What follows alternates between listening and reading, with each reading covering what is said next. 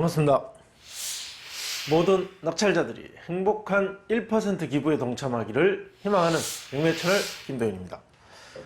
자, 이번 분석할 사건은 울산 북구 청곡동에 있는 삼성 코아로 아파트입니다. 자, 사건 내용 보겠습니다.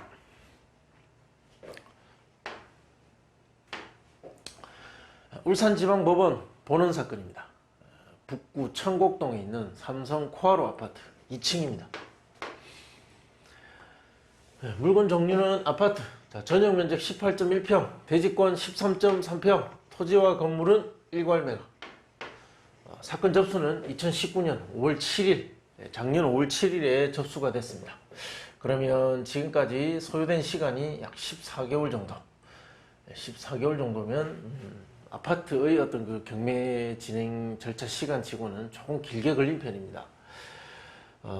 소유자와 채무자는 하 누구누구라고 되어 있습니다. 채권자는 한번 양도됐습니다. 어떤 은행에서 양도돼서 지금은 금융공사, 하여튼 어떤 기관으로, 그러니까 어떤 법인 기관이라고 생각하시면 됩니다. 입찰 30일 전이고 2020년 7월 15일 1차 진행을 했습니다. 감정가 1억 7,400. 자, 그때 유찰됐고 1억 2,180에 진행 예정입니다.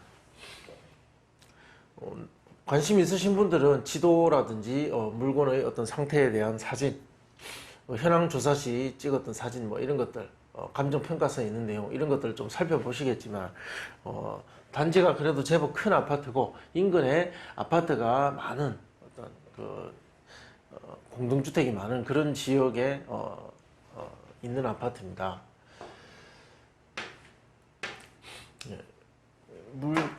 이 경매 사건의 문건 접수 내역을 한번 보겠습니다. 경매 사건이 시작되고, 그리고 집행관의 현황조사 보고서, 감정평가서 제출, 배당 요구권자 권리신고 배당 요구서 신청, 그다음에 울산 뭐뭐뭐뭐 교부 청구서 제출, 채권자 보정서 제출, 야간 송달 신청, 주소 보정서 제출, 뭐 이 정도. 낙찰자와의 어떤 얽혀서 복잡하게 뭔가 해결해야 되는 그런 이해관계자의 흔적은 보이지 않습니다. 당연히 지나쳐 가야 되는 그 진행 절차 정도 외에는 아무것도 보이지 않습니다. 그럼 누가 점유하고 있느냐를 살펴봐야 됩니다. 점유자가 누구냐는 낙찰자에게는 대단히 중요한 일입니다. 아무것도 아닐 수도 있는데 사실은 중요한 일입니다.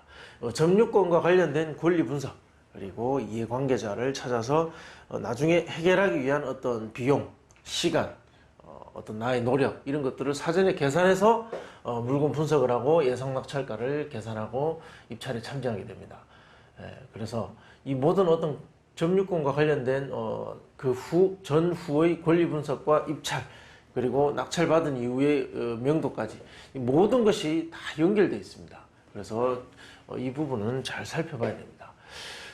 점유관계 일단 미상으로 되어 있고, 본권 부동산은 폐문으로 점유자 조사 불가했다. 전입세대 열람을 해보니까 세대주 하 누구누구가 소유자하고 성이 같습니다. 이제 이름은 같은 사람인데 제 표기를 다 할 수 없어서 이렇게 제가 지워놨는데, 하 누구누구 소유자 세대입니다. 그러니까 소유자 세대가 전입돼 있더라. 자, 그럼 등기부 현황 보면 2014년 현재 소유자가 집을 샀습니다. 그리고 그 뒤에 대출을 받았고 현재 근저당권자는 뭐뭐뭐 공사로 되어 있습니다. 그리고 경매 신청은 이 공사에서 신청했습니다. 그리고 뭐 주식회사 캐피탈 가압류 2건 있고, 경제적 상황은 채무 상태는 좋지 않은 상태인 것 같습니다. 보통 뭐 캐피탈이나 대구, 뭐 카드 이런 것들이 있으면 거의 지금 뭐 이 집은 다시 회생하기 어려운 상태라고 보시면 됩니다. 자, 말소 기준 권리는 근저당, 가장 빠른 선순위 근저당 하나 있습니다. 이 날짜 이후에는 모두 말소된다. 자, 매수인이 인수하게 될 부담. 좀 전에 등기 현황을 보셨다시피 인수할 것은 없다. 자, 관리비는 연체되어 있을 가능성이 높고, 과다하게 연체되면 명도에 영향을 주고, 명도에 영향을 준다는 건 곧 입찰가에 어느 정도 반영을 해야 된다는 겁니다. 그래서 조사해 보시고 각종 공과금도 관리비에 포함인지 조사해 보시기 바랍니다. 조사해서 과하면 그것을 어느 정도 예상 낙찰가에 반영시키셔야 됩니다. 임차인 임차인은 조사된 바 없고 소유자 세대가 점유하고 있는 것으로 추정됩니다. 명도 계획.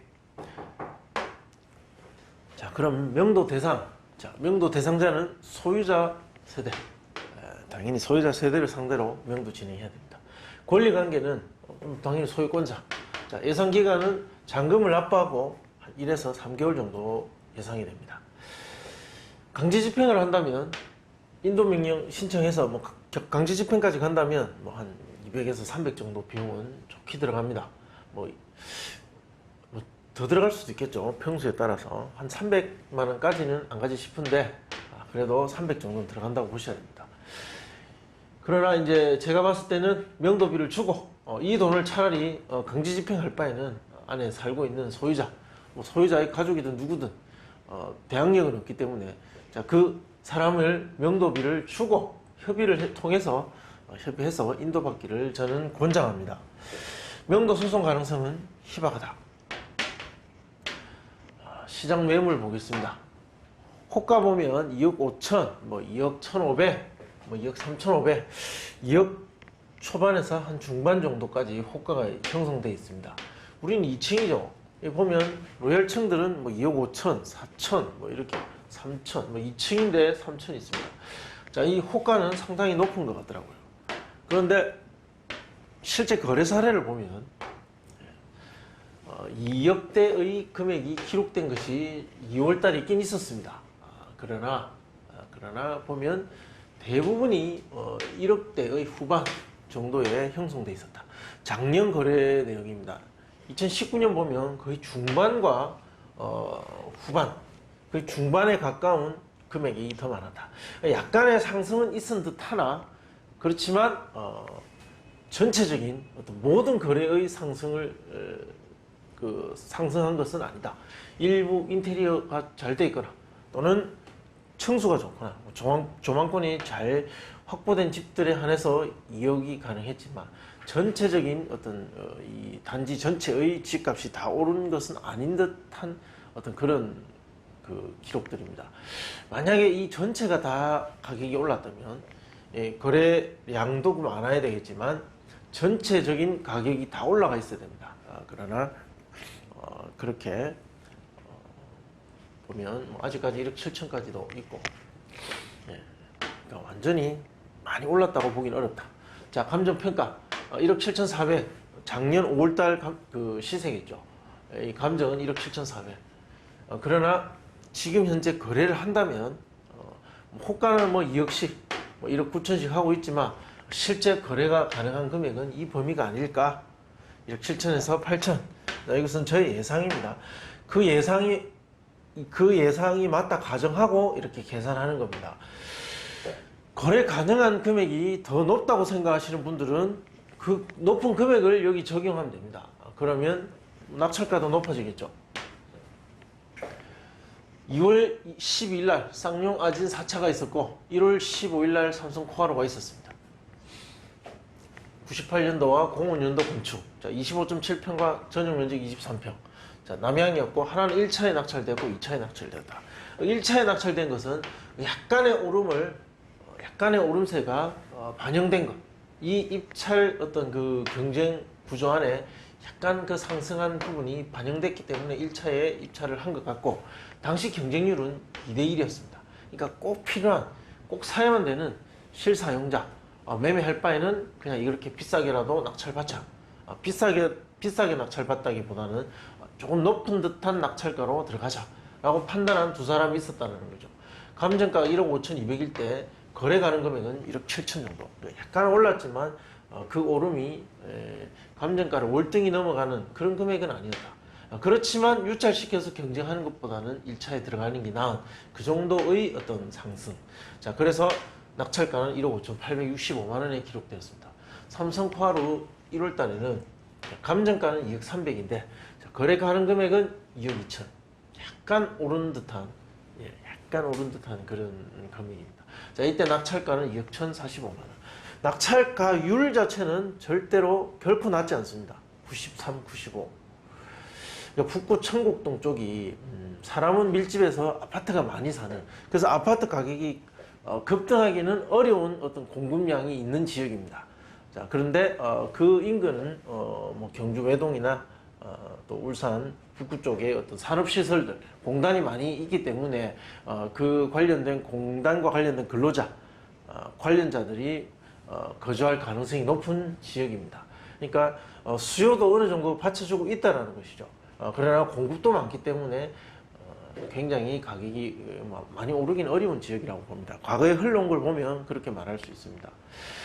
삼성 코아루 하한가 1억 7천을 가중평균한 94.57에 적용하면 1억 6천 77만 원 정도 나옵니다.